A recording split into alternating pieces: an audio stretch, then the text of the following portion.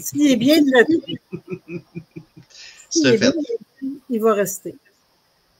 Alors, quand un employé, que ce soit une femme ou un homme qui arrive, qui n'est pas heureux, on devrait se soucier de savoir pourquoi il n'est pas heureux. Soit une femme qui arrive avec des pocs dans le front, puis elle dit qu'elle a rencontré une porte. Creuse un peu, là. Tu sais, je veux dire, on a vu ça en 1932, là. Mais aujourd'hui, c'est fini, ça, là. On n'y croit plus à cette histoire-là. Et la violence conjugale, je veux juste te dire, on parle des femmes, oui, parce qu'on va parler d'une femme sur 3 qui vit de la violence sexuelle ou conjugale. Une femme sur 3? Une femme sur 3 et un homme sur 6. Alors, puis un homme sur 6, je pense que le chiffre est erroné. Je pense que c'est le chiffre parce que les hommes n'ont pas nécessairement tendance à aller porter plainte ou à faire des représailles. D'ailleurs, c'est nouveau que les femmes le font. Là. Fait que MeToo a beaucoup contribué à ça. Puis, je pense qu'on est prêt pour une deuxième vague de MeToo qui va s'appeler What's Next? Tu as raison. Écoute, quand on parle de ensuite What's Next, tu me fais penser, il y a beaucoup de personnes, des hommes et des femmes en entendant parler du film et qui m'ont demandé pourquoi ensuite What's Next? Puis ma réponse, ça a été très simple. J'ai dit, dans la vie, quoi que ce soit qui se produit, très souvent, on va dire ensuite, What's Next?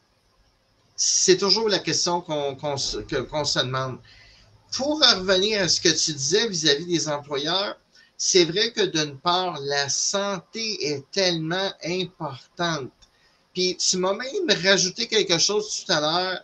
Puis quand j'ai entendu ce commentaire-là, je vais te dire, je trouve que c'est pas que je veux dire que t'as raison partout. Mais je vais te dire, Lise, que t'as des bons arguments. Faut bien le donner, hein? Quand nos collègues ont raison, on peut leur dire avec plaisir. J'ai toujours raison.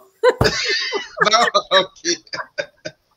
Parfait. Ben, je vais vous dire ceci. Les employeurs, comme elle l'a mentionné, c'est important qu'ils s'assurent que leurs employés aillent bien, surtout que de nos jours, il existe des fournisseurs qui travaillent souvent à contrat avec les ressources humaines.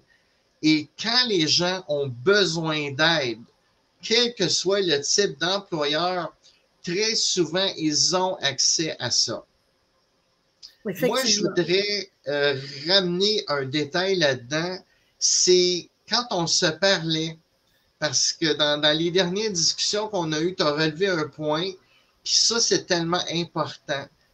Rester actif. Qu'est-ce que tu entends par rester actif vis-à-vis de la campagne de sensibilisation, vis-à-vis de la campagne la campagne de financement, puis même vis-à-vis de la campagne vraiment de participation des femmes et des hommes vis-à-vis du film? Bien, moi, je pense que j'ai une responsabilité. C'est par là que tu m'as eu, parce que quand tu m'as parlé de ça, je ne travaille plus dans le domaine de la violence sexuelle et de la violence conjugale, mais ce n'est pas parce que j'y travaille plus présentement que ça me touche moins. Tout ce que je peux dire, c'est qu'on a une responsabilité et si on a une opportunité de pouvoir faire une différence, on doit le faire. Puis, je salue le travail incroyable que tu fais pour être capable de rendre ce projet-là possible et accessible à tout le monde. Tu te démènes, c'est incroyable. Puis, je trouve ça vraiment, ça a une valeur pour moi. Alors, si je peux contribuer à ma façon, je vais le faire. Et tu sais, il n'y a pas de honte à vivre, à avoir vécu de la violence. C'est pas parce quand on vit de la violence, c'est pas parce qu'on est faible. C'est parce qu'on est vulnérable. Puis cette vulnérabilité-là,